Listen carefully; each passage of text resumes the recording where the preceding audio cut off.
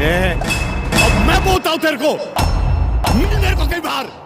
बॉलीवुड के greatest directors तुम्हारी नजर में कौन है? राजकुमार हिरानी, इम्तियाज अली, अनुराग कश्यप या संजय लीला भंसाली? ये सब कुछ भी नहीं है साजिद खान, मिलाप जावेरी, अहमद खान जैसे डायरेक्टर्स के सामने। क्योंकि ये डायरेक्टर्स जिनके मैंने अभी नाम लिए वो राजकुमार हिरानी और इम्तियाज अली जैसे डायरेक्टर्स के सामने कुछ भी नहीं है, क्योंकि इनका काम अपने आप में एक मास्टरपीस है। और जितना अप्रिसिएशन इन लोगों को अभी तक मिला है उससे कई ज्यादा ये लोग डिजर्व करते हैं। मगर ऐसा क्या हुआ कि इन्हें आज तक वो रिकॉग्निशन नहीं मिला, और क्यों इन्हें सब लोग हेट करते हैं? और इतनी अच्छी फिल्में जैसे हिम्मत वाला, हम शक्ल्स, हीरोपंती और बागी जैसी क्रिटिकली अक्लेम्ड और ब्लॉकबस्टर फिल्में देने के बाद भी फैंस इनकी तारीफ अच्छे से नहीं करते हैं। और तो और हम सबके फेवरेट डायरेक्टर साजिद खान ने हिम्मत वाला के प्रमोशंस के दौरान अपने आप को द ग्रेट कादर खान साहब से कंपेयर कर दिया। तो क्यों लोग पागल हो गए? तो क्यों ऑडियंस उन्हें पागल कहने लगी? इतनी लॉजिकल बात करने के बाद भी। और हम सबकी फेवरेट कॉमेडी फिल्म हेरा फेरी, और फिर हेरा फेरी का जब थर्ड पार्ट अनाउंस हुआ तो उसे डायरेक्ट करने वाले का जब नाम सामने आया तो पता नहीं क्यों मगर सब पागल हो गए फरहाद सामजी का नाम सुनकर। जबकि उन्होंने ऑल टाइम ब्लॉकबस्टर फिल्में जैसे किसी का भाई किसी की जान और बच्चन पांडे जैसी क्रिटिकली अक्लेम्ड फिल्में दी। अब और नहीं कर सकता मैं। ये हैं कुछ डिलूजनल बॉलीवुड डायरेक्टर्स जो कि अपने माइंड में तो ग्रेटेस्ट ऑफ ऑल टाइम है। तो वीडियो को लाइक कर दो, चैनल को सब्सक्राइब कर दो, और हम आपके लिए इसी तरह की बॉलीवुड से रिलेटेड वीडियोस हर हफ्ते लाते रहते हैं, तो बेल आइकन को भी दबाइए। Sajid Khan, Om Shanti Om, happy new year और जोकर जैसी फिल्में डायरेक्ट करने वाली फराह खान के भाई साजिद खान, जिन्होंने प्रूफ कर दिया कि नाम में सिर्फ खान लगा होने से फिल्में नहीं चल जाती। बट जोक्स अपार्ट, हमारी बॉलीवुड इंडस्ट्री को सबसे ग्रेटेस्ट फिल्म्स दी, जैसे हम शक्ल्स, हाउसफुल 4 और वन ऑफ द ग्रेटेस्ट हिम्मत वाला, जो कि एक रीमेक थी। But who cares when you have a director like Sajid sir. बहुत छोटा मुंह बड़ी बात है, लेकिन किसी ने कहा you are like India Spielberg. But चीजें थोड़ी वियर्ड जब हो गई जब हिम्मत वाला के प्रमोशंस के दौरान साजिद का एक स्टेटमेंट आया जिसमें कि उन्होंने कहा, मेरी हिम्मत वाला के जो डायलॉग साजिद फराद ने लिखे हैं वो डायलॉग्स शायद कादर खान साहब के हिम्मत वाला से थोड़े ऊपर है।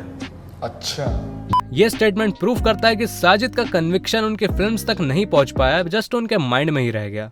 एंड आई गेस इस इंटरव्यू में उनकी जुबान तक भी आ गया। एंड साजिद की एक और क्लिप काफी वायरल हो गई थी जब उनकी लड़ाई लगान मूवी के डायरेक्टर आशुतोष गोवारेकर के साथ थोड़ी सी लड़ाई हो गई थी। पहले तो आशु जी ने रिएक्शन लिया, No offense, Sajid. No offense, Farah. It's a TV show. Sorry, don't interrupt. You cannot make fun of a star on this podium.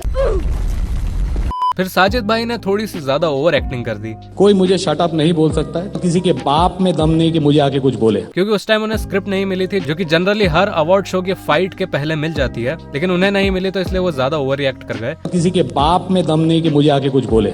Shut up, Sajid. But main trolling उनकी इसी वजह से हुई कि उन्होंने हम शक्ल्स, हाउसफुल 4 और हिम्मत वाला जैसी फिल्म डायरेक्ट करने का घमंड था, जो कि आई थिंक अब चूर चूर हो चुका है। It will be amongst the top 3 hits of 2013. It's an open challenge to anybody. हिम्मत वाला ने एक सबक मुझे बहुत स्ट्रॉन्ग सबक सिखाया, एवरीबडी कैन फॉल। एंड ठीक है, छोड़ो कल की बात है, कल की बात पुरानी। Shut up, Sajid. ओम राउत, जिन्होंने एवेंजर्स के डायरेक्टर्स रूसो ब्रदर्स को भी धूल चटा दी अपनी फिल्म में वीएफएक्स वाले सीन्स दिखाकर। ऑब्वियसली हम लोग बात कर रहे हैं आदि पुरुष की, जिस मूवी से ऑडियंस इतना कनेक्ट कर गई कि इसे कमाई के मामले में ऑडियंस ने सबसे ऊपर पहुंचा दिया और बना दिया one of the best movies to misuse VFX and should not be seen by anyone की लिस्ट में टॉप पर। एंड सबसे अजीब चीज ये है कि ओम राउत जो इस मूवी के डायरेक्टर हैं, इससे पहले वो तानाजी डायरेक्ट कर चुके हैं, जो कि आदि पुरुष जितनी अच्छी तो नहीं थी मगर अच्छी थी। आई मेंट टू से कि ओम राउत ने तानाजी को डायरेक्ट करने के बाद सोचा होगा कि इंडियन हिस्ट्री का ऐसा कौन सा पार्ट लूं जिससे सबके इमोशंस जुड़े हैं और उसे वीएफएक्स की मदद से इनहेंस करके दिखाऊं। मगर ये सारी चीजें ओम राउत के माइंड में ही अच्छी थी, और जब फाइनल प्रोडक्ट निकल कर आया, प्रभास राम जी कम जीसस ज्यादा लग रहे थे। बट ये ट्रोलिंग के बावजूद मूवी के राइटर मनोज मुंतशिर, जो कि एक अच्छे राइटर हैं गानों के, बट फिल्में उन्होंने ज्यादा नहीं लिखी है। और तो और ओम राउत ने जब ये कहा तो फैंस तो पागल ही हो गए कि हमारे हनुमान जी के लिए आदि पुरुष के हर शो में एक सीट आप खाली रखें। Keep 1 seat for our Hanuman ji, he will come to see Ramayan. And fans ने सोचा कि हनुमान जी ही नहीं आ रहे हैं फिल्म देखने, तो हम भी क्यों ही जाएं, और इसी वजह से इस मास्टरपीस को वो रिकॉग्निशन नहीं मिला जो इसे मिलना चाहिए था। अहमद खान अपनी डांस कोरियोग्राफी का जादू, नायक द रियल हीरो, एक पहेली लीला, बागी 2 और 3 दिखाने के बाद अहमद खान ने सोचा कि क्यों ना मैं कोरियोग्राफर के साथ साथ डायरेक्टर भी बन जाऊं। फिर उन्होंने हमें मास्टरपीसेस लाइक बागी फ्रेंचाइजेस, जिसमें बागी 2 और 3 में तो उन्होंने डांस और एक्शन को मिक्स कर दिया और कुछ ऐसे सीन्स क्रिएट करे जिन्हें हॉलीवुड तक में कॉपी किया जाने लगा। और तो अहमद खान यही नहीं रुके, वो हमें 2025 में एक और मास्टरपीस देने जा रहे हैं जिसका नाम है वेलकम टू द जंगल, जिसमें कि आज तक जिस भी एक्टर ने थोड़ी सी भी कॉमेडी करी हो वो ऑटोमेटिकली इस मूवी में कास्ट हो गया। एंड वेलकम फ्रेंचाइज को तो आप जानते ही हैं, मगर फिर भी मैं आपको एक चार्ट दिखाना चाहूंगा जो वेलकम फ्रेंचाइज को बहुत अच्छे से सम अप करके दिखाता है एक चार्ट की तरह। And just for your information, Ahmed Khan sir के पास बैट मोबाइल भी है, तो maybe he is the Batman जो कि हमारे एक्शन फिल्मों के इंटरेस्ट को खत्म होने से बचा रहे हैं। But I think from the inside he is Batman, but from the outside he is more like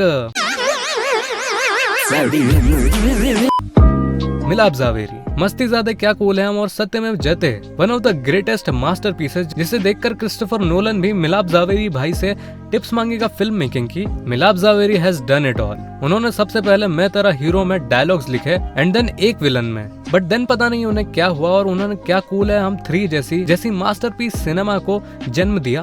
and उसके बाद तो मानो मिलाप भाई सिनेमा पे सिनेमा देने लगे, जैसे कि मस्ती ज्यादा, हिट स्टोरी 4, सत्यमेव जयते, मर जावा, जिसे देखने के बाद ऑडियंस का भी यही मन कर रहा होगा। एंड देन फाइनली सत्यमेव जयते 2, जो कि इंस्पायर किया क्रिस्टोफर नोलन को प्रेस्टीज बनाने के ऊपर। एंड अगर हम बात कर ही रहे हैं क्रिस्टोफर नोलन की, तो बात कर लेते हैं इंडिया के Christopher Nolan. Any guesses? Drum roll please.